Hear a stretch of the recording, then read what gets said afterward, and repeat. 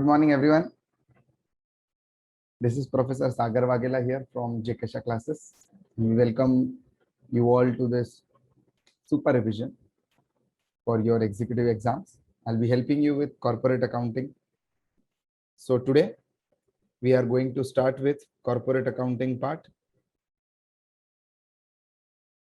जिसमें 60 marks will be in our hands. 60 marks को we will try to achieve maximum number of marks. आपका supervision हर एक concept हम लोग clear करेंगे. MCQs based concept clarity which will help you throughout. ठीक है बच्चों. तो कॉर्पोरेट अकाउंटिंग का आज हम लोग जो टॉपिक उठाएंगे वो है शेयर कैपिटल अकाउंटिंग. ठीक है, share capital accounting. This is one of the vast topics in your syllabus. ये ऐसा बोल सकते हैं कि सबसे बड़ा टॉपिक है ये. इसके अंदर बहुत सारे सब टॉपिक्स है बच्चों, जैसे कि इशू ऑफ शेयर्स हो गया, रिडेम्पशन हो गया, ईसॉप हो गया, अंडरराइटिंग हो गया, बायबैक हो गया. ये सारे टॉपिक्स हम लोग one by one concept wise discuss करेंगे. ठीक है, तो अभी सबसे पहले शुरुआत करेंगे हम लोग शेयर्स के साथ में. इशू ऑफ शेयर्स को समझेंगे हम लोग कि what do you mean by issue of shares. I hope you people are ready. ठीक है, एक बार फटाफट से आपका पूरा रिवीजन हो जाएगा बच्चों, which will help you in your exams. चलिए आइए शुरू करते हैं हम लोग super revision of our CS executives corporate accounting. तो यहाँ पे यस, यहाँ पे हम लोग शुरू कर रहे हैं अकाउंटिंग फॉर शेयर कैपिटल के साथ में. Accounting for share capital. अभी सबसे पहले what do you mean bye share बच्चों. देखिए, शेयर का जो डेफिनेशन है ना, वो दिया है सेक्शन 2 सबसेक्शन 84 के अंदर. जैसा कि आप देख सकते हैं यहाँ पे सेक्शन 2 सबसेक्शन 84 के अंदर क्या है sir definition. Share is a share in the share capital of the company. A very simple definition. सिर्फ सेक्शन अपने को याद रखना है. पूछ सकते हैं section. Yes definitely sir, share तो समझा, लेकिन ये शेयर कैपिटल क्या है सर. और ये मैक्सिमम अलाउड कैपिटल है जो आपके मेमोरेंडम में मेंशन किया हुआ है बच्चों. कहां पे मेंशन किया हुआ है? आपके मेमोरेंडम में. Maximum share capital mention in the memorandum of association का कैपिटल क्लॉज. 6 क्लॉजेस होते हैं बच्चों, जिसमें कैपिटल क्लॉज के अंदर आपका पूरा मैक्सिमम कैपिटल मेंशन किया हुआ है, जिसको हम लोग ऑथोराइज्ड कैपिटल भी बोल सकते हैं, रजिस्टर्ड कैपिटल भी बोल सकते हैं, नॉमिनल कैपिटल भी बोल सकते हैं. इस पे भी एमसीक्यू सेट हो सकता है मेरे दोस्तों. ऑथोराइज्ड, रजिस्टर्ड और नॉमिनल कैपिटल याद रख पाएंगे आप लोग. चलिए, इसके बाद में ये पूरा का पूरा कैपिटल हम लोग इशू नहीं कर देते. ये पूरा का पूरा कैपिटल इशू नहीं कर देते. इसमें से कुछ पार्ट पब्लिक को इशू होता है, which is called as the issued capital. अब ये इशूड कैपिटल आपके ऑथोराइज्ड कैपिटल से कभी ज्यादा नहीं हो सकता है, क्योंकि मैक्सिमम कैपिटल ऑथोराइज्ड है. इशूड उसके अंदर ही आएगा हमेशा. और उसके बाद में जितना इशू किया, पब्लिक सब्सक्राइब भी तो करना चाहिए. तो यहाँ पे जो नेक्स्ट पार्ट है ना बच्चों, सब्सक्राइब्ड कैपिटल, ये है वो पार्ट कैपिटल का जो पब्लिक ने सब्सक्राइब किए. और इसका एक बहुत प्यारा प्यारा रूल है, आपको पता भी होगा कि क्या बोला है सेबी ने, securities exchange board of India ने क्या बोला है कि it has to be at least 90% of the issued capital. कितना होना चाहिए मेरे दोस्तों? 90% ऑफ द इशूड कैपिटल. आपने जितना इशू किया है उसका एटलीस्ट 90% तो सब्सक्राइब होना ही चाहिए.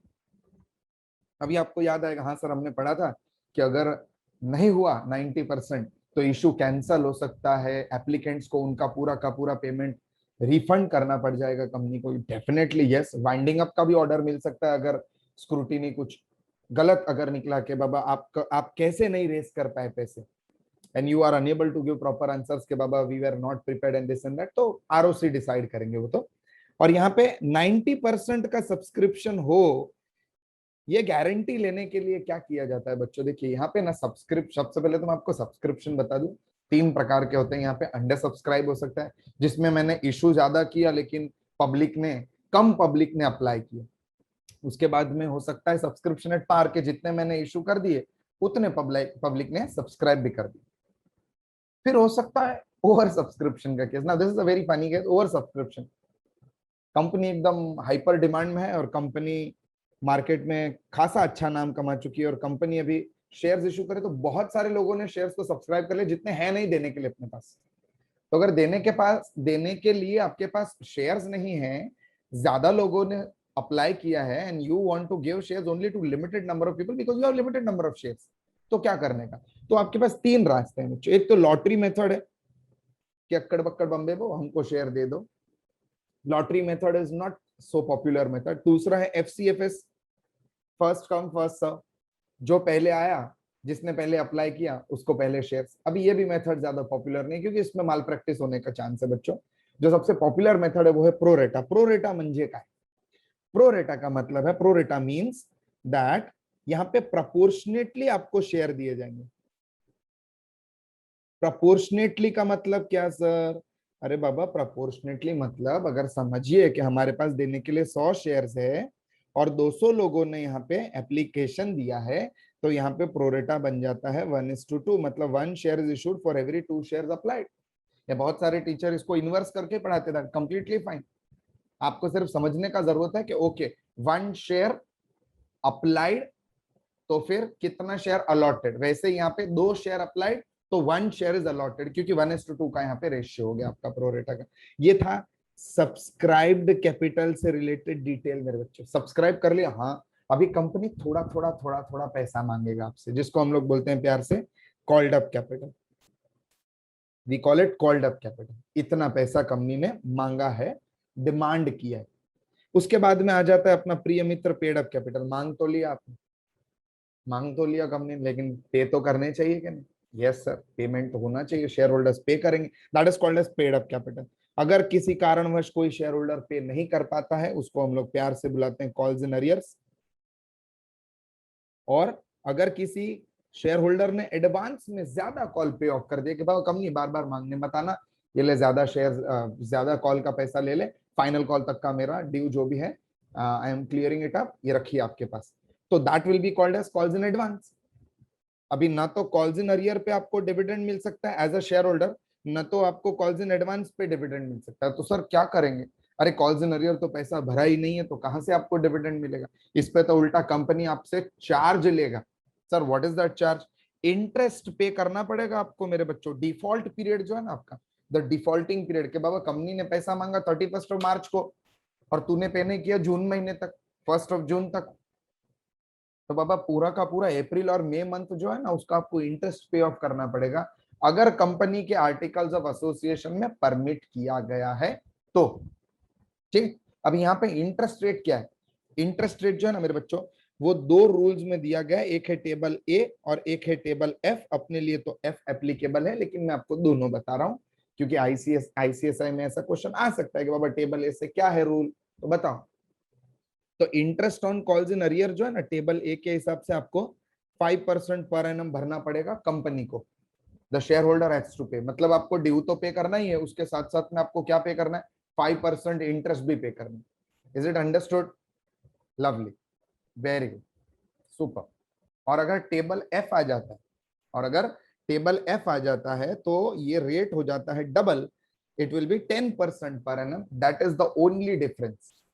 आपके लेवल पे यही डिफरेंस है और आपको इतना ही ध्यान देना। और अगर एडवांस में सर पे कर दिया तो कंपनी आपको पे करेगी, डिविडेंड नहीं देगी, लेकिन जितना आपने एडवांस में पे किया, which is but of course a current liability for the company. Company का पैसा नहीं, आपका पैसा है, इसको करंट लायबिलिटी में डाला जाए, क्योंकि कभी ना कभी तो कंपनी इसी साल में आपसे कॉल मांगने वाला है, तभी पैसा ड्यू हो जाएगा, अक्रू हो जाएगा, और तभी वो पैसा कंपनी का हो जाएगा।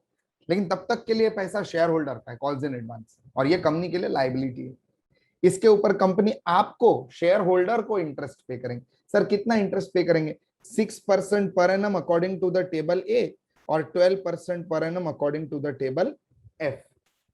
ये तो था छोटा सा बातचीत अपना स्ट्रीमलाइंड टाइप ऑफ कैपिटल, मतलब सबसे पहले ऑथोराइज्ड आ गया, फिर इशूड आ गया, सब्सक्राइब्ड आ गया, बराबर, कॉल्ड अप आ गया, और लास्ट में आ गया पेड अप। अगर पे पूरा का पूरा कर दिया वेल एंड गुड, नहीं पे किया तो अरियर, ज्यादा पे कर दिया तो एडवांस। यस और नो? लेकिन इसमें एक स्पेशल कैटेगरी का कैपिटल है बच्चों, जिसके बारे में डिस्कस करना इज सुपर इंपॉर्टेंट, बिकॉज इस पे क्वेश्चन आने का अच्छा खासा चांस है। A special category of explanation for reserve capital. Sir ये रिजर्व कैपिटल क्या है? Reserve capital means the company is never ever going to ask the money. Call करेंगे ही नहीं कंपनी, ये वाले पार्ट का कॉल नहीं किया जाए। सर फिर इसका यूज क्या है? अरे बाबा, वाइंडिंग अप के समय कंपनी रिजर्व कैपिटल मांगेगा। It is like piggy bank kept by the company, के बाबा जरूरत पड़े ना तभी हम लोग यूज करेंगे। वाइंडिंग अप के टाइम पे पैसे, वाइंडिंग अप का सिचुएशन आया, कंपनी को पैसे का जरूरत है, कोई लोन देने वाला नहीं, और कोई लोन नहीं देगा उस समय पे कंपनी रिजर्व कैपिटल में से पैसा यूटिलाइज कर लेगा। ये था हमारा पूरा का पूरा शेयर कैपिटल वाला पार्ट मेरे बच्चों। इसके बाद में अगर हम लोग शेयर्स का बात करें, टाइप्स ऑफ शेयर्स का, बड़े प्यारे प्यारे टाइप्स है बच्चों, दो ही तो कैटेगरी है आपके लेवल पे यहाँ पे, इक्विटी शेयर्स और एक प्रेफरेंस शेयर्स। ठीक है, इक्विटी शेयर्स कौन है sir? Equity share holders are the real owners of the organisation. इनको ऑर्डिनरी शेयर्स भी बोलते हैं। इनका डिविडेंड जो होता है ना बच्चों, वो फ्लक्चुएटिंग डिविडेंड होता है। मतलब प्रॉफिट ज्यादा डिविडेंड ज्यादा, प्रॉफिट कम डिविडेंड कम, नो प्रॉफिट नो डिविडेंड। और ये लोग ही तो है रिस्क बेयरर्स कंपनी के। ये लोग ही तो रिस्क ले रहे, बाबा प्रॉफिट नहीं हुआ मत देना, चल अक्यूमुलेट भी मत करना प्रॉफिट, हाँ डिविडेंड हमारा, दैट इज कंप्लीटली फाइन। तो यहाँ पे इन लोगों को हम लोग रियल रिस्क बेयरर के नाम से भी जानते हैं। और इनका जो भी क्लेम होता है, इक्विटी शेयर होल्डर का जो भी क्लेम होता है ना, that is paid at the very and, एकदम लास्ट में पे किया जाएगा मेरे बच्चों। सर ऐसा क्यों है, लास्ट में क्यों पे किया जाएगा?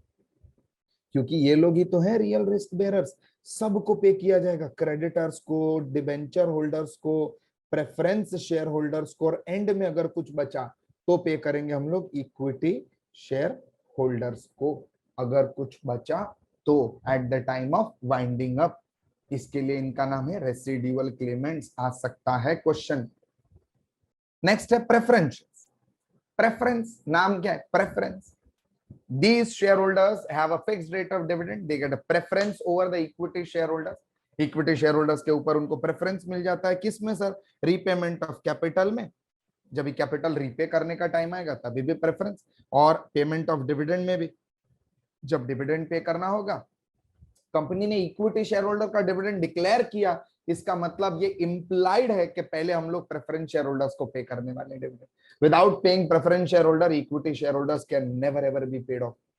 आई hope this is loud and clear. Supreme, चलो आगे। अभी ये रिडीमेबल होता है compulsorily, irredeemable preference share issue नहीं कर सकते। कंपनी किस प्रकार के शेयर्स इशू करती है सर प्रेफरेंस शेयर्स?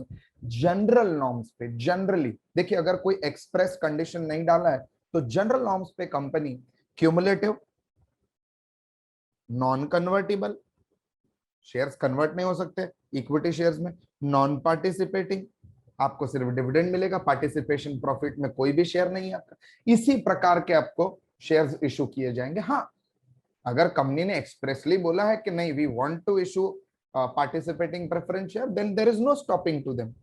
ऐसा कुछ नहीं कि नहीं कर सकते, लेकिन जनरली यूजुअली ये प्रकार के शेयर्स इशू होते हैं। और शेयर्स इशू होंगे तो कितने साल के लिए होंगे सर?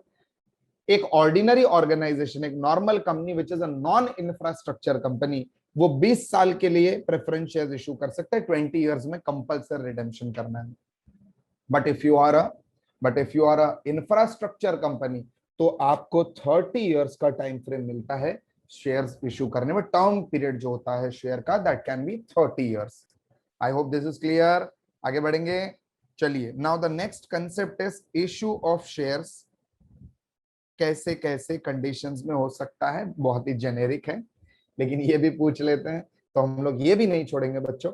आईपीओ या एफपीओ, ये जनरल पब्लिक के लिए होता है कि जनरल पब्लिक को शेयर्स इशू कर दिए, equity preference whatever it is. Rights issue होता है, राइट्स इशू ये होता है हमारे एग्जिस्टिंग शेयर होल्डर्स के लिए, उनका राइट्स है, पहले उनको शेयर्स इशू होने चाहिए। राइट शेयर्स थोड़े से कम भाव में इशू होते हैं, उनको राइट्स मिलता है। If you want to buy you can buy, if you want to reject the rights you can reject the rights. अगर आपको रिनाउंस करना है राइट्स किसी और को, देखेंगे आगे टॉपिक में हम लोग, बड़ा इंटरेस्टिंग है राइट्स इशू। किसको होता है ये इशू? एग्जिस्टिंग शेयर होल्डर्स को मिलेगा सबसे पहला राइट्स उनका ही। हाँ, अगर उनको नहीं चाहिए तो जनरल पब्लिक को इशू करेंगे। फिर आ जाता है अपना ESOP sweat equity. ESOP means sir, ESOP means बताइए ना। अरे एम्प्लॉय स्टॉक ऑप्शन प्लान या तो employee stock option scheme, the shares which are issued on a contractual. एक फॉरवर्ड कॉन्ट्रैक्ट क्रिएट होता है बच्चों, जिसमें एक प्री डिटरमाइंड प्राइस पे, प्री डिटरमाइंड डेट पे आपको शेयर्स मिलने वाले हैं। कुछ कंडीशंस अगर कंपनी के फुलफिल हो गए तो, अगर कुछ कंडीशंस फुलफिल हुए तो आपको इतने इतने भाव में शेयर्स। सर आपको मंजे किसको मिलने वाले? अरे मेरे बच्चों, the shares are going to be issued to the employees of the company, and by employees I mean the permanent employees of the company. एक साल से ज्यादा टाइम फ्रेम अगर आपने कंपनी में गुजार लिया है, आपने काम कर लिया है कंपनी के साथ में, डेफिनेटली आपको शेयर्स मिलने वाले। लेकिन इसके भी कुछ एक्सेप्शंस हैं जो हम लोग ईसॉप टॉपिक में और इन डेप्थ में देखेंगे। इसके बाद में bonus shares issue. Bonus share sir किसको इशू होते हैं? ये भी अपने शेयर होल्डर्स को होते हैं, लेकिन ये होते हैं free of cost, which is exclusive part which we are going to learn again. इन सबके ऊपर एकदम इन डेप्थ एक्सप्लेनेशन, क्योंकि अभी हमारा फोकस है इशू ऑफ शेयर्स पे। तो इसके बाद में सर बोनस हम लोग ने free of cost share holder को इशू कर दिया, इसका कुछ टर्म है क्या? है ना बच्चों, इसको हम लोग प्यार से बुलाते हैं कैपिटलाइजेशन ऑफ प्रॉफिट्स। देखिए शेयर होल्डर को फ्री ऑफ कॉस्ट दे रहे हैं, कंपनी को तो इसका कॉस्ट कहीं ना कहीं से तो बेयर करना है ना, कहां से बेयर करेंगे? तो there are profits which are bought back into the capital, इसके लिए इसका नाम है प्लविंग बैक ऑफ प्रॉफिट्स या तो कैपिटलाइजेशन ऑफ प्रॉफिट। फिर होता है qualification shares. Sir qualification share मतलब किसी चीज के लिए क्वालिफाई करने के लिए? Definitely a big yes. देखिए बोर्ड ऑफ डायरेक्टर बनने के लिए बहुत सारे प्री कंडीशंस होते हैं, जिसमें से एक प्री कंडीशन ये है कि बाबा you have to buy the qualification share. These are general shares only, normally है, लेकिन हाँ बोर्ड ऑफ डायरेक्टर्स को ये परचेस करने पड़ेंगे, मेंबरशिप लेना पड़ेगा कंपनी का। आपका भी पैसा लगाओ भाई कंपनी में, आप भी पैसा इन्वेस्ट करो, so that you use the money properly. सिर्फ शेयर होल्डर्स का ही पैसा यूज करना है ऐसा तो नहीं है। Yes sir. अभी सर शेयर्स इशू कैसे होते हैं ना, ये बताइए प्लीज।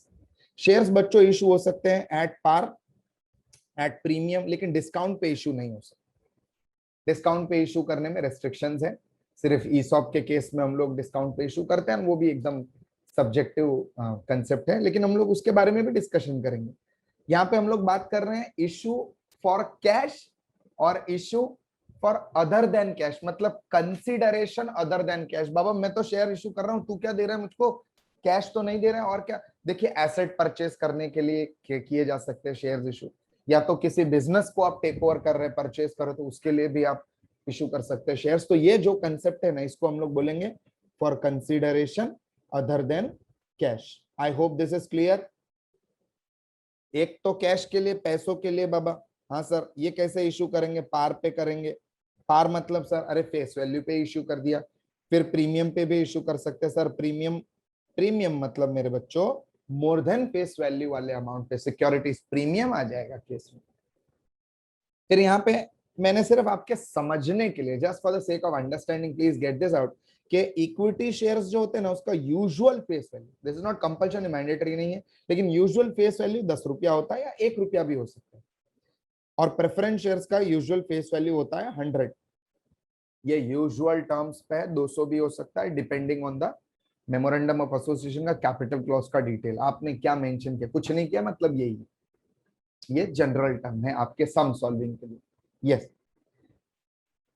यहाँ पे हम लोग शेयर्स और किसको सर इशू कर सकते हैं? देखिए शेयर्स है ना, प्रमोटर्स को भी इशू। सर प्रमोटर कौन है?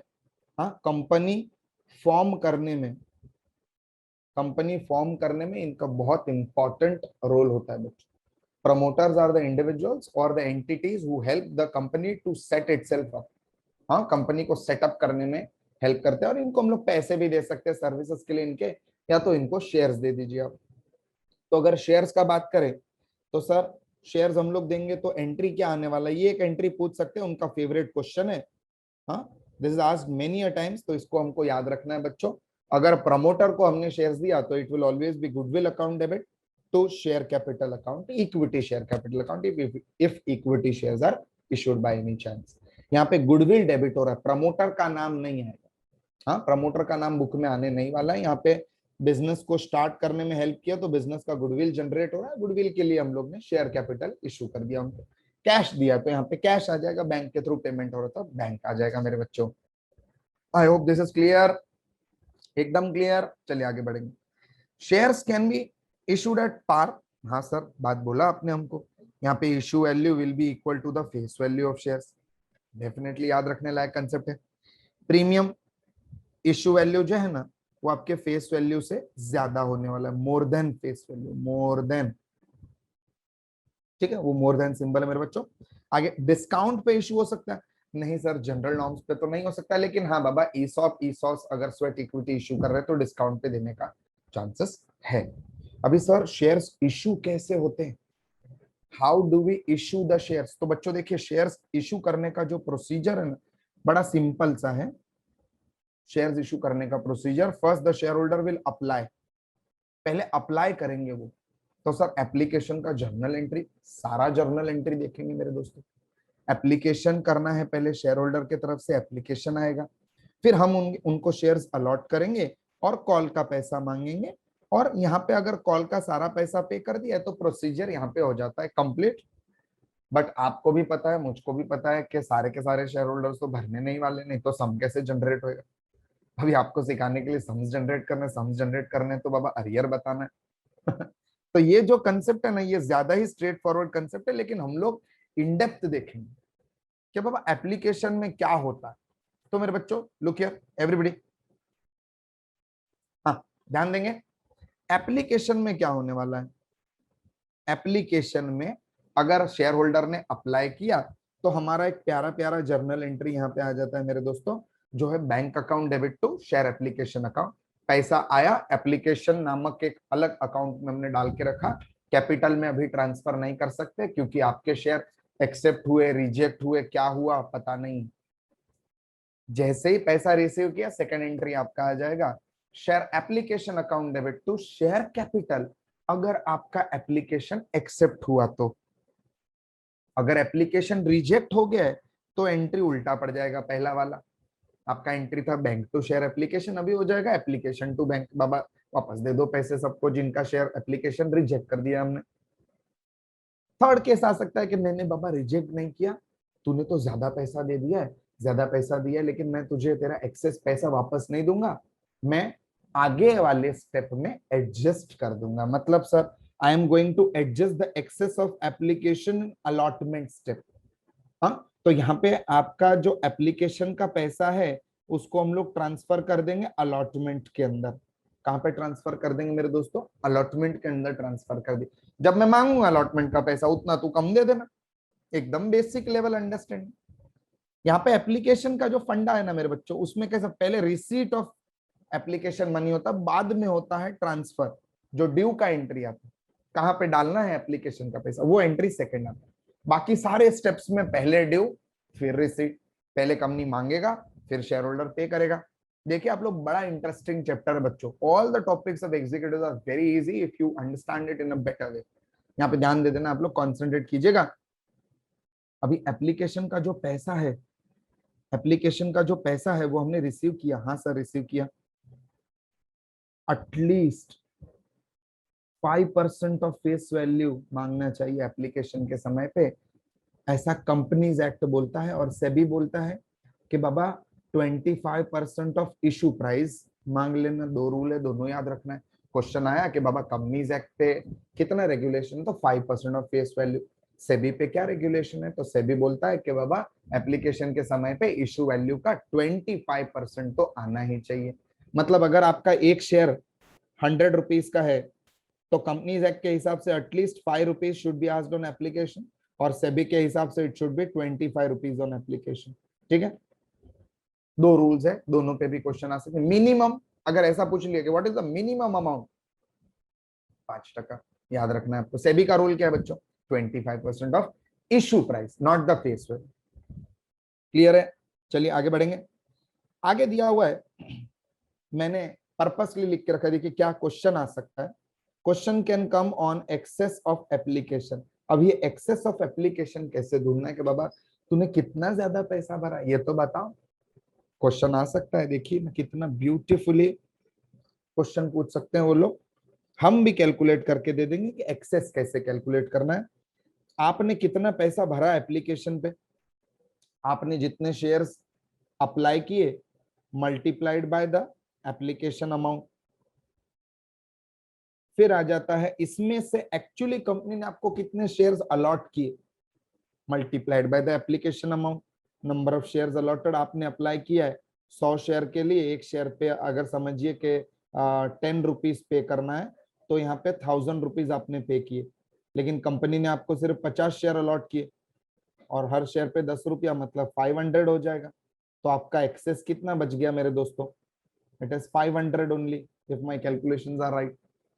बराबर, 10 into 100 यहाँ पे 1000 हो जाएगा, और 50 अगर शेयर्स आपको मिले, मतलब समझो कि प्रो रेटा रेशियो था कि 1:2 ले लेंगे कि 1 share issued for every 2 shares applied. बराबर, आगे बढ़ेंगे। यस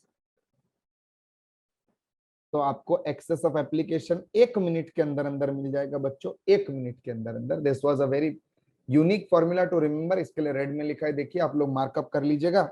आगे बढ़ जाएंगे हम लोग, चलिए नेक्स्ट। नेक्स्ट है अलॉटमेंट। अलॉटमेंट स्टेप में पहले कंपनी पैसा मांगेगा, इसको हम लोग बोलते हैं ड्यू, और बाद में किया जाएगा रिसीट। जब तक कंपनी आपसे मांगेगा नहीं, शेयर होल्डर कैसे, एप्लीकेंट कैसे पे ऑफ करेगा, नहीं कर सकता एप्लीकेंट पे ऑफ। यहाँ पे ध्यान दीजिएगा, allotment money can contain securities premium amount if the shares are issued on premium। यहाँ पे can क्यों यूज किया सर, मस्ट क्यों नहीं यूज किया? क्योंकि कंपनी, जरूरी नहीं है कि अलॉटमेंट पे ही मांगा जाए प्रीमियम, लेकिन yes, if nothing is given then always allotment पे ही हम लोग प्रीमियम का पैसा एडजस्ट करेंगे। अगर सिक्योरिटीज प्रीमियम है, if nothing is mentioned, if nothing is mentioned then securities premium always demanded on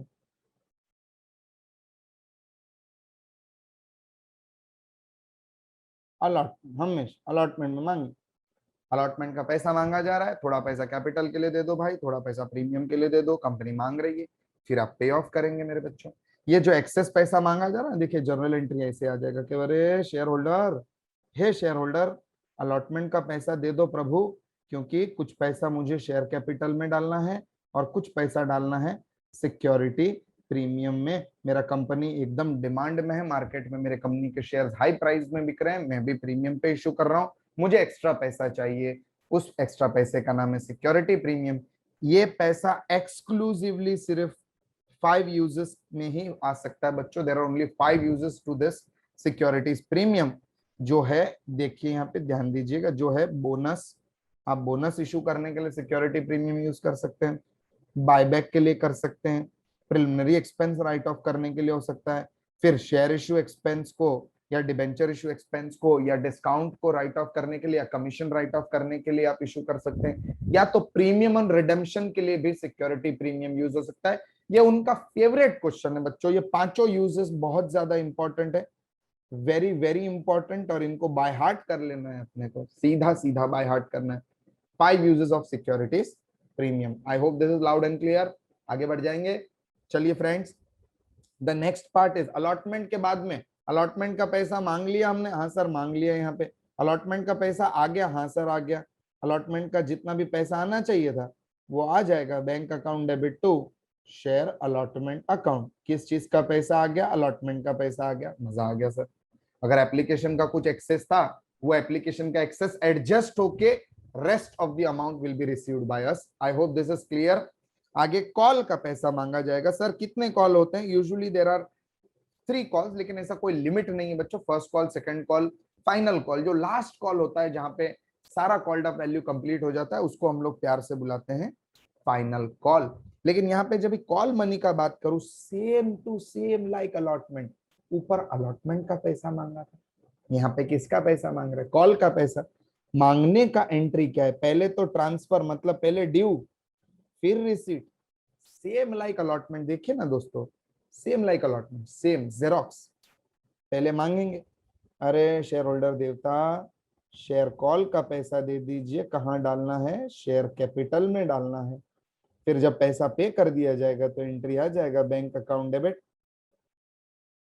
तो share call account, whatever the call may be, it may be first call, second call, आप लोग यहाँ पे prefix लगा सकते हैं मेरे दोस्तों। लेकिन हम लोग कंसेप्ट टू कंसेप्ट ही बात करेंगे, बिल्कुल भी कंसेप्ट से आगे ऊपर नीचे जो नहीं आ सकता है एमसीक्यू में, उसके ऊपर ज्यादा डिस्कशन नहीं करेंगे, ठीक है मेरे दोस्तों। अभी सर ये 2 कॉल के बीच में कुछ गैप वैप शैप कुछ होता है ना मेरे बच्चों। सबसे पहली बात तो शेयर होल्डर को 14 डेज का नोटिस पीरियड दिया जाता है कि बाबा मैं पैसा मांग रहा हूँ, 14 दिन का समय है, पे कर देना भाई। समझ में आ रहा है? अब ये जो टाइम फ्रेम है 2 कॉल के बीच में, वो कितना है sir? Minimum gap between 2 calls is 30 days, मतलब 1 महीने का समय दिया जाता है शेयर होल्डर को कि बाबा एक कॉल मांग लिया, उसके बाद में 1 महीने का रेस्ट है और उसके बाद में मांगा जाएगा पैसा दूसरे कॉल। अब यहाँ पे कॉल का पैसा जब भी हम लोग मांग रहे हैं और वो लोग नहीं पे कर रहे, तो प्रॉब्लम जनरेट हो रहा है। पे कर दिया तो this is the journal entry. Pay नहीं किया तो sir then the journal entry would be, जितनों ने पे किया उनका बैंक अकाउंट डेबिट, पैसा आ गया। जितनों ने नहीं किया वो लॉस बताना पड़ेगा, calls in arrear account debit to share call account. ठीक है, यहाँ पे आईसीएसआई के मॉड्यूल्स में कॉल्स इन अरियर के थ्रू ही ऑपरेट किया है, लेकिन अगर हाँ कॉल्स इन अरियर का अकाउंट नहीं ओपन करना है तो we will keep the share call account open. वो अकाउंट ओपन रह जाएगा, डेबिट में share call account will remain open, debit balance ज्यादा दिखेगा, क्योंकि आपने जब भी पैसा मांगा तो शेयर कॉल डेबिट रहा, और जब भी पैसा आया लेकिन कम पैसा तो आपने डेबिट किया था 10 रुपए से, मांगा था 10 रुपया, आया 8 रुपया, तो आपने क्रेडिट किया 8 से, मतलब 2 रुपए से अभी भी शेयर कॉल ओपन है, उसको तो फोरफीचर में हम लोग क्लोज कर देंगे। लेकिन हाँ शेयर, अगर आपने कॉल्स इन अरियर बनाया है तो शेयर फोरफीचर में कॉल्स इन अरियर आ जाएगा। शेयर फोरफीचर में कॉल्स इन अरियर नहीं अगर लाना है आपको तो वही पुराना टेक्निक एकदम कि बाबा keep the call account open, keep the first call account open, keep the allotment account open, अगर अलॉटमेंट में अरियर है तो। फिर बात करेंगे हम लोग, अगर समझिए सारा पैसा ठीक से इशू हो गया तो हम लोग प्रोसीजर को फाइनल कॉल पे खत्म कर देंगे, लेकिन नहीं हुआ विच इज ऑब्वियस, जो होने ही नहीं वाला, नहीं तो सम कैसे जनरेट होगा, तो हम लोग आगे कॉल्स इन अरियर को रिकॉर्ड करेंगे, फिर शेयर्स को फोरफिट करेंगे। फोरफिट करने के बाद में there are very good chances कि इमीडिएटली शेयर्स को क्या कर दिया जाए, रीइश्यू कर दिया जाए। शेयर्स रीइश्यू करने के बाद में we are going to transfer जितना भी पैसा शेयर फोरफीचर में पड़ा हुआ है, जितना भी पैसा शेयर फोरफीचर में पड़ा हुआ है उतना पैसा minus the amount used in reissue will be transferred to capital reserve. लेकिन ये इस पर बहुत अच्छा खासा प्रोविजन है which we are going to learn, because this is one of their favourite question. उनको बहुत पसंद है ये पूछना मेरे बच्चों के कैपिटल रिजर्व में कितना ट्रांसफर हो रहा है करके, which we are going to learn. इसके बाद में शुरू करेंगे हम लोग अरियर के साथ में। अरियर हो गया, हाँ सर, तो लॉस हो गया कंपनी को, हाँ सर। शेयर होल्डर से पैसे मांगे, उनको समय दिया, नहीं भरा उन्होंने, अब क्या, अब शेयर्स को करना पड़ेगा कैंसल, फोरफिट करना पड़ेगा, which is called as forfeiture. Forfeiture का एंट्री पूछना भी उनका एक फेवरेट पार्ट है मेरे बच्चों। जर्नल एंट्री पूछ लेते, क्या डेबिट किया जाए, क्या क्रेडिट किया जाए, कौन से वैल्यू से डेबिट क्रेडिट किया जाए, पूछ सकते हैं। तो the company has to give a 14 days notice to the share holder to pay the dues. हाँ ठीक है, नहीं दिया तो आपके शेयर क्या करने वाले हैं, कंपनी फोरफिट कर देंगे। और फोरफीचर का जर्नल एंट्री क्या है, कैसे करेंगे कैंसल में, तो शेयर फोरफीचर का जर्नल एंट्री आपको शेयर कैपिटल को डेबिट कर, देखिए इशू करते समय आपने शेयर कैपिटल को क्रेडिट किया था, कैंसल करते समय आप शेयर कैपिटल को डेबिट करने वाले, कौन से वैल्यू से, by the called up value. अभी तक जितना पैसा कंपनी ने मांगा वो पूरा का पूरा पैसा भी डेबिट हो जाएगा, कैपिटल से related. I am not talking about the securities premium part, यहाँ पे शेयर कैपिटल का अमाउंट है तो शेयर कैपिटल अकाउंट को ही इफेक्ट करने वाला है, तो हम लोग कॉल्ड अप वैल्यू में सिर्फ शेयर कैपिटल के ही अकाउंट और अमाउंट का बात कर रहे हैं। फिर हम लोग डेबिट करने वाले सिक्योरिटीज प्रीमियम को। ये डेबिट सिर्फ उसी केस में होगा अगर आपने सिक्योरिटीज प्रीमियम मांगा है और शेयर होल्डर जो अरियर में है उसने सिक्योरिटी प्रीमियम भी नहीं पे किया है। But if the share holder has paid securities premium तो क्या कहने, तो फिर आगे उसके बारे में कोई डिस्कशन किया नहीं जाने वाला है। फॉरफीचर एंट्री में सिक्योरिटी प्रीमियम नहीं आएगा। मतलब सर आपको ऐसा बोलना है कि if security premium is paid तो फॉरफीचर एंट्री में सिक्योरिटी प्रीमियम नहीं आएगा? Yes, never ever. यहाँ पे ध्यान दीजिएगा, if securities premium is received then it will not be adjusted in SF entry, share forfeiture के जर्नल एंट्री में फिर एडजस्ट नहीं करेंगे। भर दिया ना भाई, एक्स्ट्रा पैसा था भर दिया, अभी कंपनी उसके बारे में डिस्कशन नहीं कर, कंपनी ने डाइजेस्ट कर लिया पैसा। यस, अगर आपने मांगा और उन्होंने नहीं भरा है तो कैंसल करना पड़ेगा। तो फिर क्रेडिट बैलेंस कैसे बता सकते सिक्योरिटी प्रीमियम में, भैया ये आया ही नहीं था तो अभी कैंसल करना पड़ेगा। तो सिक्योरिटी प्रीमियम को हम लोग क्या कर देंगे, डेबिट कर देंगे दोस्तों। और आपके शेयर कैंसिल हो रहे हैं, साथ साथ में आपके अरियर को भी हम लोग हटा देंगे। जो हमने फोरफीचर के पहले वाले एंट्री में जब भी आपसे पैसा मांगा और आपने नहीं भरा था, देखिए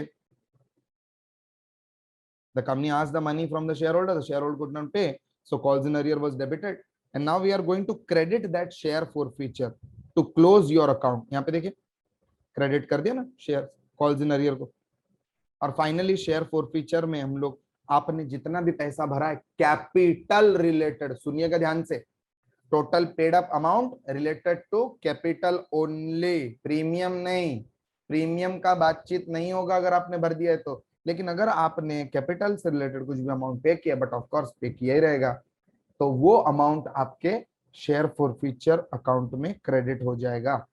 वो एक अलग अकाउंट में हम लोग जमा करके रख देंगे जिसका नाम है share forfeiture, and this is also a part of your capital. Share forfeiture account को हम लोग हमारे वर्टिकल बैलेंस शीट में मेरे बच्चों शेयर कैपिटल के नोट्स टू अकाउंट्स के लास्ट पॉइंट में बताते हैं कि हाँ बाबा फॉरफिटेड शेयर्स में इतना इतना बैलेंस है करके, समझ में आया मेरे दोस्तों। और एक बार शेयर कैपिटल में कॉल्ड अप वैल्यू डेबिट हो जाएगा, शेयर प्रीमियम में जो unpaid value of share premium है, सिक्योरिटीज प्रीमियम है, वो डेबिट हो जाएगा, कॉल्स इन अरियर आपके सारे के सारे क्रेडिट हो जाएंगे, और जितना पैसा आपने कैपिटल से रिलेटेड पे ऑफ किया है वो पूरा अमाउंट क्रेडिट हो जाएगा, and it will go to share forfeiture account. ठीक है, सुपर, आगे बढ़ेंगे। चलिए, री इश्यू क्या है मेरे दोस्तों? री इश्यू मतलब क्या? यहाँ पे कंपनी शेयर्स री इश्यू कर सकता है, मतलब ये तो रीसेल कर रहा है शेयर, और कुछ नहीं है मेरे बच्चों। ऊपर जब शेयर फॉरफिट कर दिए तो क्या शेयर कैपिटल रिड्यूस नहीं हो गया हमारा?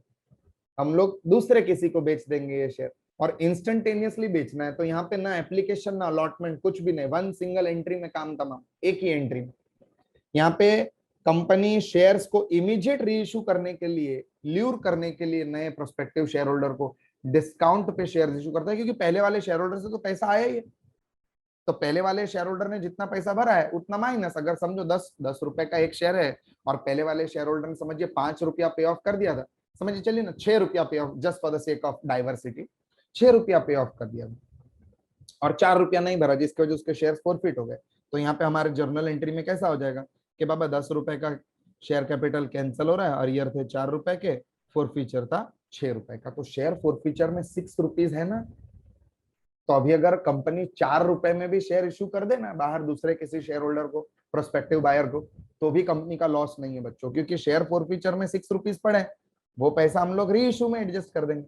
लेकिन कंपनी इतना हैवी डिस्काउंट नहीं देगा, थोड़ा बहुत 1-2 रुपए का डिस्काउंट दे देगा। कंपनी जितना भी आपका डिस्काउंट वैल्यू कैलकुलेट करेगा, वो डिस्काउंट वैल्यू आपका डिस्काउंट अकाउंट से एडजस्ट नहीं होगा, वो वैल्यू एडजस्ट होगा आपका शेयर फॉरफिटेड अकाउंट्स में। मतलब यहाँ पे जो आपने क्रेडिट करके बैलेंस बना के रखा है ना, वो बैलेंस यहाँ पे डेबिट हो जाएगा, देखिए डेबिट हो जाएगा यहाँ पे। मतलब समझिए कि नए शेयर आपने 10 रुपए का एक शेयर, ओके, आपने 9 रुपए में इश्यू किया, 10 रुपए का शेयर आपने 9 रुपए में इश्यू किया, 1 रुपए का, बट ऑफ कोर्स डिस्काउंट है, तो आपके बैंक अकाउंट में नए वाले शेयर होल्डर के पास से कितने पैसे आएंगे? 9 रुपया। लेकिन आपका कैपिटल तो सर पूरे 10 रुपए का है। हाँ, शेयर कैपिटल तो हमेशा फेस वैल्यू से आएगा जाएगा, simple, debit credit face value से होता है, कॉल्ड अप फेस वैल्यू। तो शेयर फॉरफिटेड में से 1 रुपया हम लोग यूटिलाइज कर लेंगे, 6 रुपया पड़ा था, 1 रुपया यूज कर लिया, तो अब कितना बचा शेयर फॉरफिटेड में? 5 रुपया बचा है पर शेयर, वो पैसा चले जाएगा कैपिटल रिजर्व में। I hope now it is clear my dear friends. देखिए कितना एक रिवर के फ्लो के जैसा है, ट्राई टू अंडरस्टैंड बच्चा पार्टी, कुछ कॉम्प्लिकेट मत करो चीज, सिंप्लीफाई, एकदम सिंपल, कुछ नहीं है।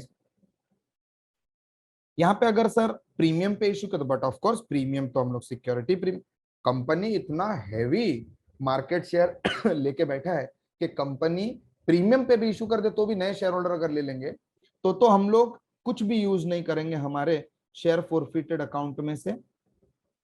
समझिए 12 रुपए में इशू किया तो अपने को शेयर फॉरफिटेड में से तो कुछ भी यूज नहीं करना, उल्टा का अपना प्रीमियम आ गया तो प्रीमियम रिकॉर्ड कर देंगे। और प्रीमियम कहाँ पे रिकॉर्ड होता है? इसको मत रिकॉर्ड कर देना मेरे बच्चों शेयर फॉरफीचर में, ये तो प्रीमियम में ही जाएगा। आई hope this is clear everybody, super. चलिए आगे बढ़ेंगे धीरे धीरे। आइए देखिए, ये था अपना री इश्यू का कंसेप्ट। री इश्यू के कंसेप्ट में वो लोग एक क्वेश्चन पूछ सकते हैं मेरे दोस्तों, जो मैंने आपके लिए यहाँ पे मेंशन कर दिया है। क्वेश्चन पूछ सकते हैं कि बाबा मैक्सिमम डिस्काउंट कितना आप दे सकते हैं? तो मैक्सिमम डिस्काउंट आपका होगा जनरल नॉर्म्स पे, maximum discount value of the amount received by the company earlier, जो पहले वाले शेयर होल्डर के पास से जितना पैसा आया था ना, 6 रुपया आया था ना पहले वाले शेयर होल्डर के पास से, तो यहाँ पे मैक्सिमम डिस्काउंट भी कितना दे सकता है कंपनी, 6 रुपया। बराबर के कंपनी खुद का लॉस नहीं करा के ले लेगा। 10 का शेयर में 4 में दे रहा हूँ बाबा, कोई भी हंसते खेलते ले लेगा। 6 rupees I will adjust from my share forfeit maximum. ठीक है, क्लियर यहां तक। फिर आगे क्या है, आगे है ट्रांसफर टू कैपिटल रिजर्व। के बाबा कैपिटल रिजर्व में कितना बैलेंस जाएगा, ये सर कैलकुलेट करना थोड़ा डिफिकल्ट हो जाता है, तो इसके ऊपर तो कंफर्म 1 मार्क का क्वेश्चन है मेरे दोस्तों। दैट इज द रीजन इसके ऊपर एक क्वेश्चन भी ले लेंगे हम लोग, आप चिंता ना कीजिएगा। सबसे पहले तो ये फॉर्मूला लिख लो गोल्ड। क्या है सर ये, transfer of balance in share forfeiture account and reissued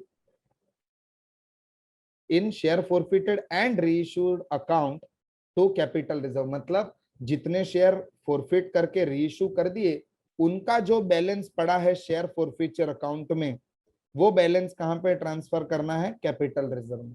sir इसको कैसे फाइंड आउट करना है हमको, देखिए बच्चों, अगर सिर्फ शेयर फॉरफिट होके पड़े हैं, वो पैसा हम लोग कैपिटल रिजर्व में नहीं डाल सकते, क्योंकि अभी तक शेयर्स रीइश्यू किया ही नहीं।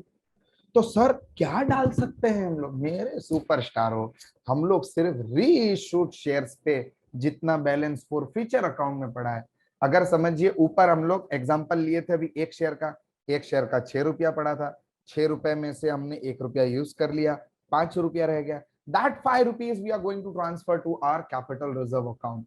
Share forfeited account debit to capital reserve account, और कोई भी पार्ट ट्रांसफर नहीं करना। अब एग्जांपल लूंगा 2 शेयर का, 2 शेयर थे जो फॉरफिट किए थे, 6 रुपया पेड था उस पर, 6 रुपीज पर शेयर पेड था। एक शेयर होल्डर थे हमारे, ठीक है, मिस्टर जेठालाल, उनके पास 2 शेयर थे, 10 रुपए के शेयर थे, 10 में से 6 रुपए पे ऑफ किए थे बेचारे ने, 4 रुपया नहीं भर पाया, इसके लिए उसके शेयर्स हो गए कैंसल। तो अब कैंसल हो गए शेयर्स, तो फिर क्या करेंगे हम लोग, 6 रुपीज इंटू 2 मतलब 12 रुपीज है शेयर फॉरफिटेड अकाउंट में। लेकिन 12 में समझिए एक ही शेयर हमने रीइश्यू किया, और वो भी पूरा 10 रुपए में रीइश्यू कर दिया, कुछ भी यूटिलाइज नहीं किया हमने शेयर फॉरफिचर अकाउंट में से, तो भी we can not transfer the 12 rupees to capital reserve. एक ही शेयर का ट्रांसफर कर सकते हैं मेरे दोस्तों। देखिए ना, आइए फॉर्मूला देखिए, कितना ब्यूटीफुल फॉर्मूला है। देखिए नंबर ऑफ शेयर रीइश्यूड कितने, 1। देखो ना, मैं 1 मिनट इंक चेंज कर देता हूँ। हाँ, नंबर ऑफ शेयर कितना, 1 रीइश्यू किया, उस पर कितना पैसा रिसीव किया था, 6, तो उस पर 6 रुपया पड़ा था अपने पास। हाँ sir. Amount used in reissue, sir कुछ भी नहीं यूज किया, 10 का शेयर 10 में रीइश्यू कर दिया, तो सिर्फ 6 रुपया ही कैपिटल रिजर्व में जाएगा, और 6 रुपीज जो है ना मेरे दोस्तों, वो अभी भी आपके शेयर फॉरफिटेड अकाउंट में दिखाई देगा, because you have not reissued the shares to anybody. वो जब रीइश्यू करेंगे तभी एडजस्ट करेंगे ना हम लोग। लिख लो चलो ये फॉर्मूला फटाफट से आप लोग वीडियो पॉज करके। तो I hope you have written the फॉर्मूले। आगे बढ़ेंगे मेरे बच्चों। देखिए एग्जांपल बना के रखा आपके लिए। क्या है example, ABC limited forfeited 300 shares of ₹10 each, 10 रुपए का शेयर है, for non payment of allotment money of ₹4, 4 रुपया अलॉटमेंट का नहीं भरा, first and the final call of ₹2 each. ₹2 each मतलब फर्स्ट कॉल अलग है, फाइनल कॉल अलग है। तो सर क्या क्या नहीं भरा है उसने, 4 रुपया अलॉटमेंट का नहीं भरा है, 2 रुपया फर्स्ट कॉल का नहीं भरा है, 2 रुपया फाइनल कॉल का नहीं भरा है, मतलब 8 रुपया जो है ना वो अनपेड है। बराबर, 8 रुपया कॉल्स इन अरियर है, कॉल्स इन अरियर। देखिए कितना फास्ट सॉल्व हो जाएगा मेरे दोस्तों। हाँ, out of these 200 shares are issued at ₹10 each. बाप रे, 10 का शेयर 10 में रीइश्यू भी कर दिया। Capital reserve will be credited by dash. हाँ तो चलिए ना फॉर्मूला लगा लेते हैं ना, उसमें क्या हो गया। सबसे पहले फॉर्मूला ये रहा अपना, नंबर ऑफ शेयर्स रीइश्यूड कितना, देखिए ना, अभी मैं आपको एग्जांपल के लिए ये पूरा इरेज करके, हाँ सुनिए ध्यान से, नंबर ऑफ शेयर्स रीइश्यूड कितना, 200, तो हम लोग 200 का ही कैलकुलेशन करेंगे। आपने कितने फॉरफिट किए उससे लेना देना नहीं है बच्चों। देखिए ना, 200 शेयर्स हमने रीइश्यू कर दिए। हाँ, एक शेयर पे कितना रुपया आया था, तो 10 में से 8 रुपया तो अनपेड था, तो पेड रहेगा 2 रुपया। अरे बाबा 10 रुपए का शेयर था, 10 में से 8 तो तूने भरा ही नहीं, then you have paid only 2 rupees. 2 rupees will go there, 200 into 2 400। Amount used in reissue, 200 share हमने 10 का 10 रुपए में ही इश्यू कर दिया, तो 1 रुपया भी यूटिलाइज नहीं किया, तो amount transfer to capital reserve will be 400 rupees only. जबकि एक्चुअली आपके शेयर फॉरफीचर में कितना पैसा है मैं बताऊं आपको, 300 शेयर्स मल्टीप्लाइड बाय 2, मतलब आपके शेयर फॉरफीचर में 600 रुपया है, जिसमें से 200 रुपया तो ट्रांसफर करने का आप सोच भी नहीं सकते दोस्तों, बिकॉज यू आर नॉट री इशूड द शेयर्स येट। तो अगर रीइश्यू नहीं किया तो कहां से ट्रांसफर करेंगे हम लोग? जब रीइश्यू कर देंगे और कुछ बैलेंस बचेगा शेयर फॉरफीचर में, तभी ट्रांसफर कर देंगे। This is their favourite question मेरे बच्चों। I hope this is loud and clear to everybody. समझ में आ गया? ये पार्ट क्लियर है? कोई डाउट डिफिकल्टी? Lovely lovely. चलिए आगे बढ़ेंगे हम लोग, होना ही नहीं चाहिए। चलो next, issue of shares for consideration other than cash. Issue of shares for consideration other than cash. Sir consideration other than cash म्हणजे, अरे अभी थोड़ी देर पहले बोला था कोई एसेट खरीदने के लिए, कोई बिजनेस खरीदने के लिए आपने शेयर्स इशू कर दिए पैसे के जगह पे, उसको हम लोग बोलेंगे issue of shares for consideration other than cash. Issue of shares for consideration other than cash. अभी किसको हमने इशू किए? सर वेंडर कोई करेंगे ना, जो एसेट बेच रहे, जो बिजनेस बेच रहे, उनको हम लोग प्यार से वेंडर बुलाएंगे। वेंडर भाई साहब को देना है। अभी समझिए कि अगर वेंडर के पास से एसेट हम लोग ले रहे हैं 10 रुपए का, और वेंडर मांग रहा है 12 रुपया। एसेट आ रहा है 10 रुपए का, वेंडर मांग रहा है 12, एक्सेस ज्यादा पैसा दे रहे, तो जर्नल एंट्री में गुडविल जनरेट हो जाएगा मेरे दोस्तों। मतलब 10 रुपए का एसेट है, वेंडर को देना है 12, तो 2 रुपए का गुडविल जनरेट हो जाएगा। एक्सेस अमाउंट पे करना है अपने को by the means of issue of shares. तो वेंडर को जो शेयर कैपिटल इशू होगा वो 12 रुपए का रहेगा, वो 12 रुपए का। और इसका एक स्पेसिफिक फॉर्मूला है, ये फॉर्मूला आप लोग ध्यान दे दीजिएगा मेरे दोस्तों। Formula will always B this, always purchase consideration, हमेशा यही फॉर्मूला रहने वाला है, ध्यान दीजिएगा। Purchase consideration divided by issue price of shares. क्या मिल जाएगा इससे आपको? Number of shares issued. कितने शेयर इशू किए? तो इतने शेयर इशू किए। कितना देना है? 12 रुपया देना है। एक शेयर कितने का? 2 रुपए में इशू करें। कितने शेयर इशू करेंगे? 6 शेयर इशू कर देंगे, बात खत्म। Just for the sake of example. फिर अगर सर ज्यादा दे रहे तो गुडविल जनरेट हो रहा है, तो बताइए मेरे दोस्तों, मुझे पता है आप यूट्यूब में देख रहे हैं, लेकिन इंटरैक्टिव रखते हैं सेशन, कमेंट कर दो ना मेरे दोस्तों, बताइए ना कितना कितना पैसा यहाँ पे करना है अपने को। सर 12 रुपया, एसेट कितने का है? 2 रुपए का, तो क्या जनरेट हो? गुडविल। सर अगर ज्यादा दिया तो गुडविल, तो कम दिया तो क्या? अगर कम दिया तो आपका पैसा बच रहा है। अगर 10 रुपए का एसेट है और वेंडर ने तो 9 रुपए में ही सेटलमेंट एक्सेप्ट कर लिया इसको डिस्काउंट मत बोल देना मेरे दोस्तों। यहाँ पे एसेट जो है ना, एसेट आ रहा है 10 का, वेंडर को देना है कितना? 9 रुपीज। तो आपका कैपिटल ट्रांजैक्शन में कैपिटल रिजर्व जनरेट हो रहा है 1 रुपए का। यहाँ पे कैपिटल रिजर्व जनरेट हो रहा है, ठीक है, याद रख पाएंगे आप लोग। फिर हम लोग नॉर्मल एंट्री, जो भी वेंडर को शेयर्स इशू करने, यही एंट्री फिर से यहाँ पे रिपीट हो जाएगा कि बाबा vendor account debit to share capital, vendor को बुक्स में से निकाल देंगे। देखिए यहाँ पे क्रेडिट कर दिया, यहाँ पे डेबिट करके निकाल दिया बुक्स में से। I hope this is loud and clear बच्चा party, no problem whatsoever. This was the whole concept of our issue of shares वाला पार्ट। इसके आगे हम लोग कंटिन्यू करने वाले हैं विद द बोनस पार्ट, और उसके बाद में हम लोग राइट्स इशू भी कंटिन्यू करेंगे। यस बच्चों, so now we will start with bonus issue. बड़ा प्यारा प्यारा कंसेप्ट है बोनस इशू ऑफ शेयर्स। हमारा कंप्लीट हुआ जस्ट नाउ। हमने देखा कि शेयर्स को कैसे इशू करते हैं हम लोग, पार पे, प्रीमियम पे। फिर हमने देखा कि हम लोग कंसिडरेशन फॉर कैश और कंसिडरेशन अदर देन कैश में कैसे इशू करते हैं, कॉल्स इन अरियर कैसे हो जाता है, फोरफिट कैसे होता है, फोरफिट करने के बाद में रीइश्यू कैसे होता है, रीइश्यू के बाद में कैपिटल रिजर्व में कितना ट्रांसफर होता है। Now we are going to start with section 63 of company. सुनिएगा ना ध्यान से, कंपनीज एक्ट का सेक्शन 63 किसके बारे में? सर बोनस के बारे में। बोनस का मतलब क्या सर? अरे बाबा शेयर होल्डर से हम लोग बहुत ज्यादा तृप्त हो गए, बहुत ज्यादा खुश है शेयर होल्डर से, अब हम आपको फ्री ऑफ कॉस्ट शेयर्स देना चाहते हैं, या तो आपके पार्टली पेड अप शेयर्स को फुल्ली पेड अप में कन्वर्ट करना चाहते हैं। ये तभी हो सकता है जब आर्टिकल ऑफ एसोसिएशन में परमिशन हो। Your articles must authorise you for the bonus issue, तो ही दे सकते हैं। बाकी सब लाइबिलिटी पे ऑफ रहना चाहिए, कंपनी के पास एक्सेसिव प्रॉफिट्स है, अपने पास फ्री रिजर्व्स है, तो हम लोग बोनस इशू कर सकते हैं। और बोनस इशू का सबसे मेन क्राइटेरिया यही है मेरे दोस्तों कि articles of association of companies must permit. अब सर ये क्यों किया जाता है बोनस, क्यों देते हैं हम लोग बोनस? क्योंकि हमको जो भी अपने पास फ्री रिजर्व पड़ा है, जनरल रिजर्व हो गया, रिजर्व फंड हो गया, हाँ, डिविडेंड इक्विलाइजेशन रिजर्व हो गया, प्रॉफिट एंड लॉस अकाउंट का क्रेडिट बैलेंस हो गया, ये सारे प्रॉफिट्स इतने पड़े हैं अपने पास के शेयर होल्डर से परमिशन ले लिया हम कि बाबा आपको बोनस शेयर चाहिए क्या, कौन ना बोलेगा। तो आपको बोनस शेयर दे रहे हैं, तो हम लोग जो भी बोनस शेयर आपको फ्री ऑफ कॉस्ट दे रहे हैं, उसका कॉस्ट कहीं से तो बेयर करना है। We need to bear the cost of those bonus shares issued to you as free of cost from our profits, from our free reserves, जिसको हम लोग प्यार से बोलेंगे कैपिटलाइजेशन ऑफ प्रॉफिट। ठीक है, यहाँ पे कैपिटलाइजेशन ऑफ प्रॉफिट बोलेंगे, या तो इसको बोलेंगे प्लविंग बैक ऑफ प्रॉफिट। ये बहुत ही एक प्रचलित पॉपुलर टर्म है, प्लविंग बैक ऑफ प्रॉफिट्स इसको बोलते हैं। आप लोग ने 11th-12th से भी सीखा हो सकता है मेरे दोस्तों। प्लविंग back of profit is nothing but issuing of bonus using the free reserves which were kept for the shareholders. Now it will be integrated to the capital of the organization. अब company उसको capital के रूप में utilise कर सकते हैं। Bonus sir कितने प्रकार का होता है? बहुत छुट्टू कंसेप्ट है मेरे दोस्तों, छोटा सा, सुनिएगा ना ध्यान से। हम लोग बोनस दो प्रकार से दे सकते हैं। एक, हम लोग जो partly paid up share holders है उनको सारों को हमने गैदर किया, अरे बाबा पार्टली पेड अप 10 रुपए का शेयर है, आठ ही भरा है, आठ ही भरा है, आठ ही भरा है, चल 2 रुपया हम लोग मांगेंगे नहीं आपसे, या तो अगर मांगेंगे तो तू पे मत करना मेरे शेयर होल्डर, मैं तुझे बोनस दे रहा हूं, तेरे पार्टली पेड अप शेयर्स को फुली पेड अप में कन्वर्ट करके दे रहा हूं। मतलब I as a organization am asking you for the final call, but you don't have to pay because I am going to set it off from my reserves. ये तेरा bonus है। तो शेयर होल्डर्स खुशखुशाल, अपने partly paid up shares fully paid up में convert हो गए।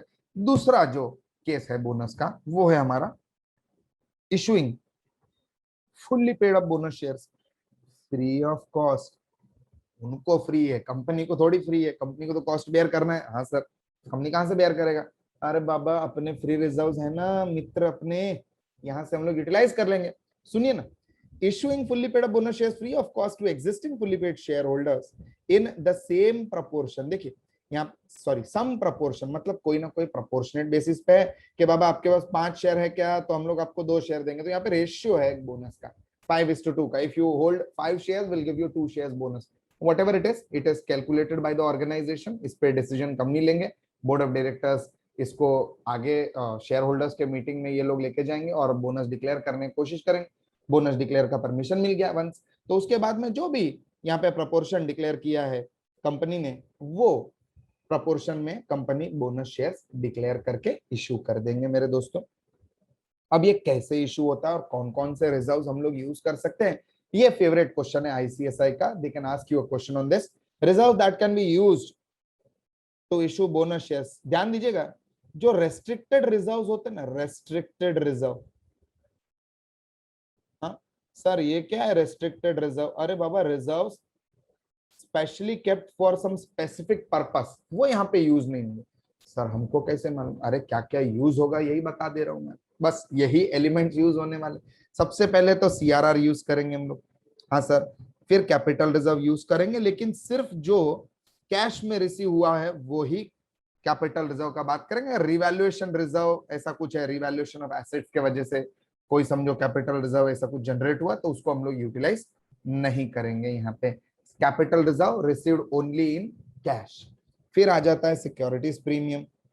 Securities premium के 5 यूजेस में से ये भी तो एक था बच्चों, पहला था बोनस, तो हम लोग बोनस सिक्योरिटीज प्रीमियम में से दे सकते हैं। इसके बाद में आ जाता है DP.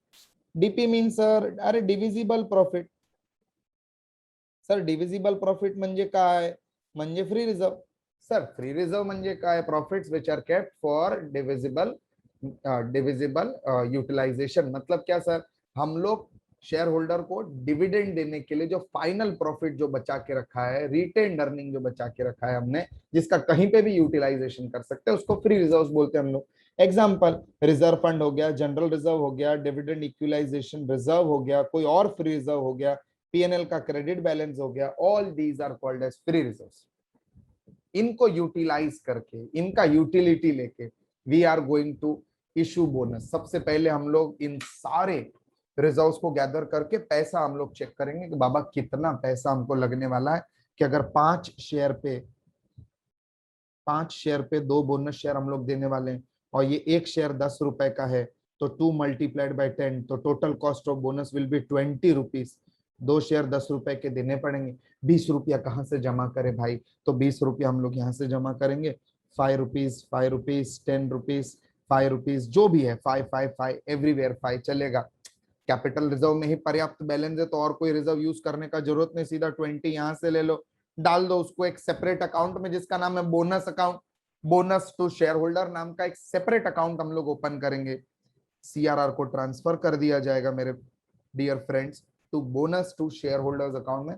And this bonus to share holders account is a temporary account which is kept open only till the shares are issued. एक बार शेयर्स इशू हो गए, ऑटोमेटिक क्लोजर है इसका। देखिए यहाँ पे क्रेडिट किया था हमने, अभी शेयर्स इशू किए तो शेयर कैपिटल को तो क्रेडिट करना ही है, कैपिटल इशू कर रहे हैं हम लोग, और डेबिट कर देंगे हम लोग यहाँ पे। देखिए ना, अगर कैश पे इशू कर रहे होते तो एंट्री क्या आता?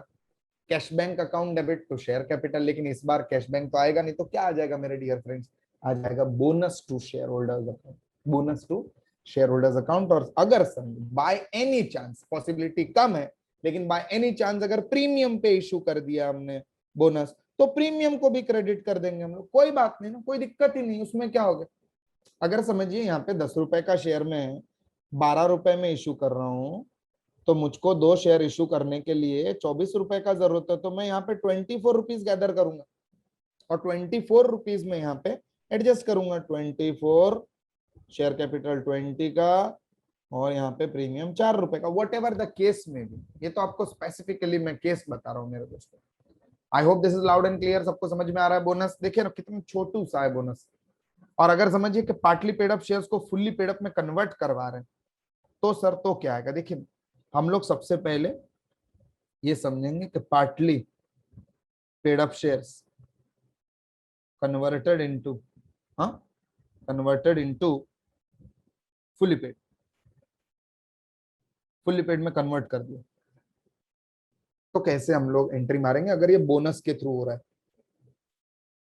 तो इसका पहला जर्नल एंट्री आएगा कि आप कॉल मांगेंगे, call due, but of course final call ही होने वाला है, फुल्ली पेड में कन्वर्ट कर रहे हैं हम लोग। तो एंट्री आ जाएगा आपका शेयर फाइनल कॉल का पैसा दे दीजिए। कहां डालना है? तो शेयर कैपिटल में ट्रांसफर करना है। ओके, 5 रुपया मांग रहे हैं हम लोग, ठीक है, लेकिन आप मत देना क्योंकि हम लोग तो रिजर्व में से यूज करने वाले हैं। यूज ऑफ रिजर्व, ठीक है, फ्री रिजर्व यूज कर लिया हमने 5 रुपए का, और एक टेम्पररी अकाउंट ओपन कर लिया बोनस टू शेयर होल्डर्स 5 रुपया, 5 रुपए का बोनस।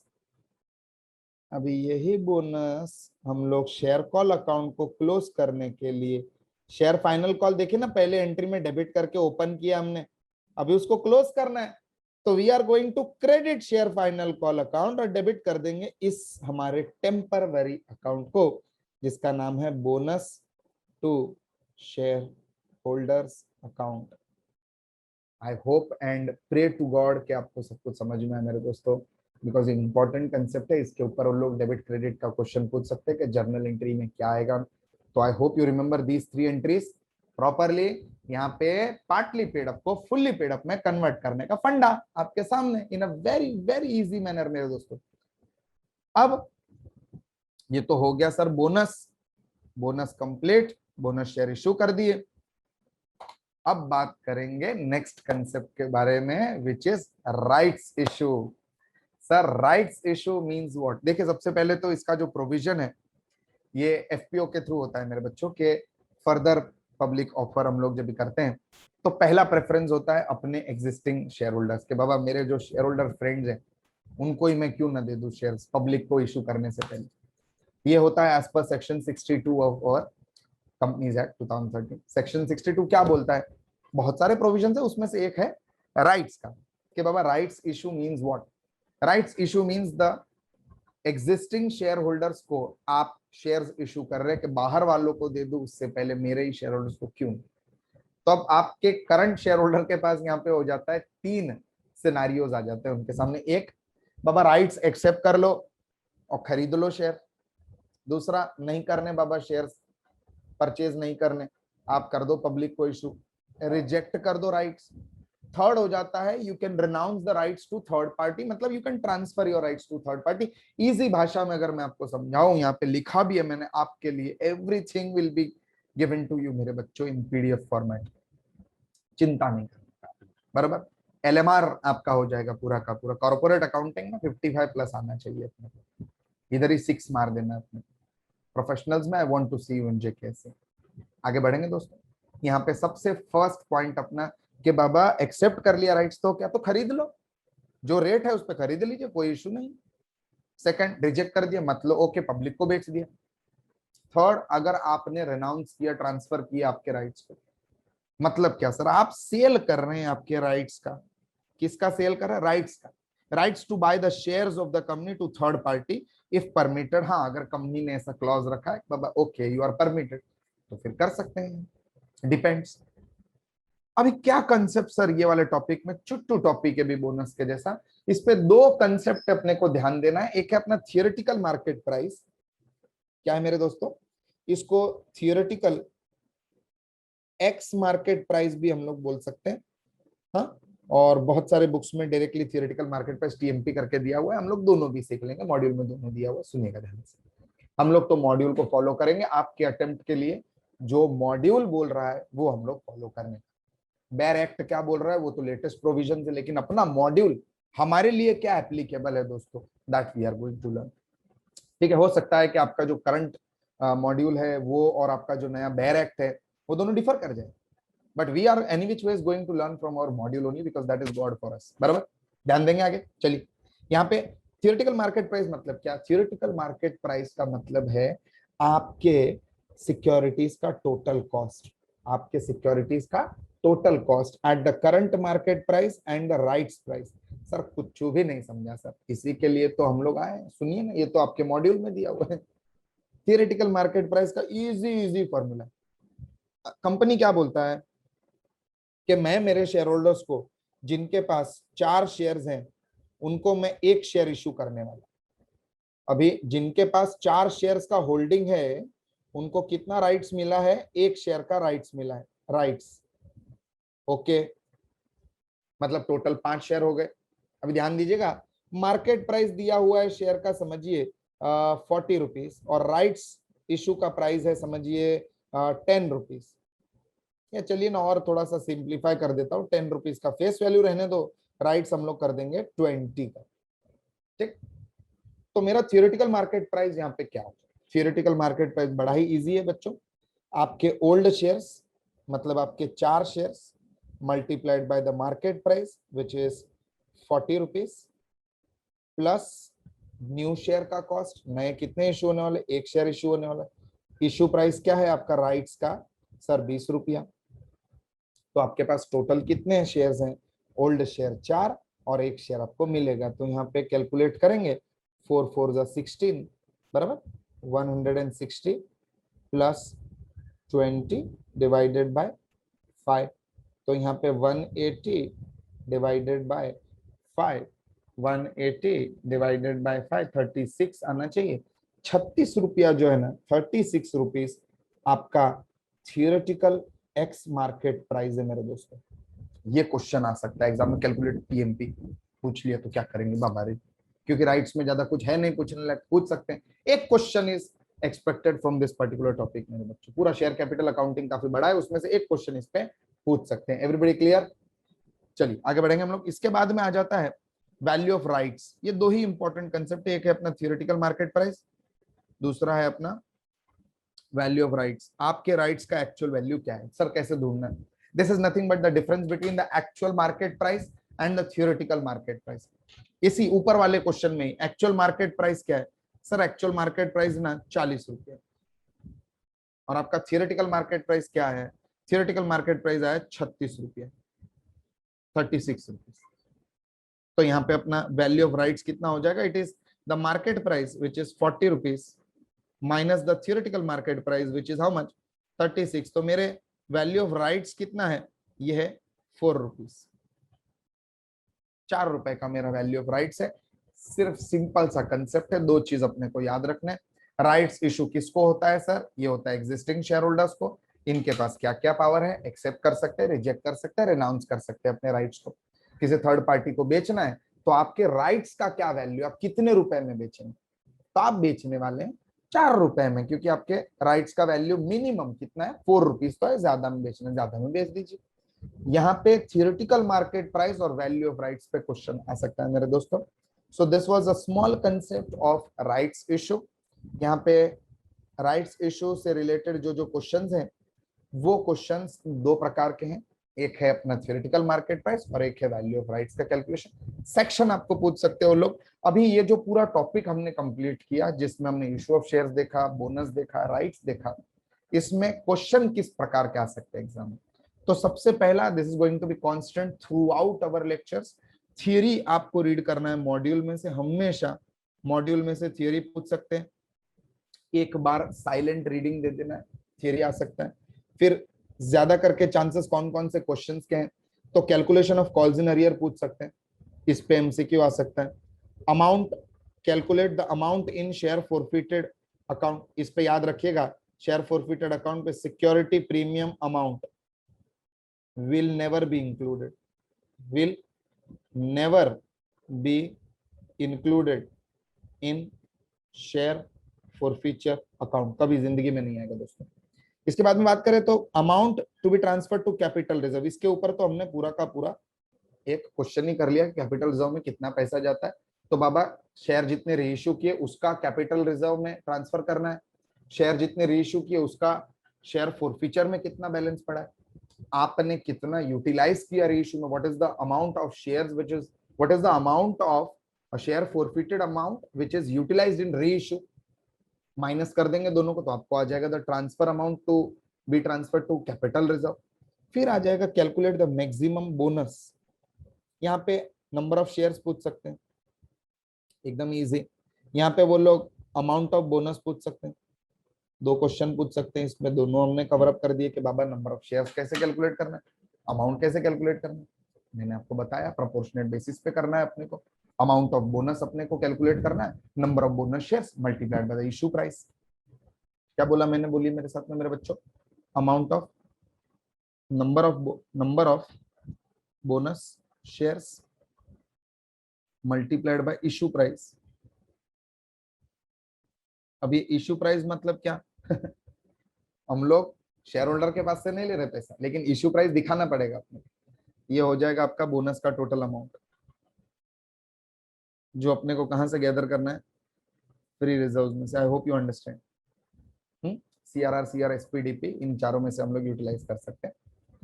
इसके बाद में थियोरेटिकल मार्केट प्राइस और वैल्यू ऑफ राइट्स पे क्वेश्चन आ सकता है दोस्तों। So this was the whole revision from point of view of issue of shares, bonus and rights. I will be seeing you in the next part, जब भी हम लोग स्टार्ट करेंगे बायबैक के बारे में। बायबैक के बाद में हम लोग ईसॉप करेंगे, अंडरराइटिंग करेंगे और ये पूरा accounting for share capital complete करेंगे मेरे दोस्तों।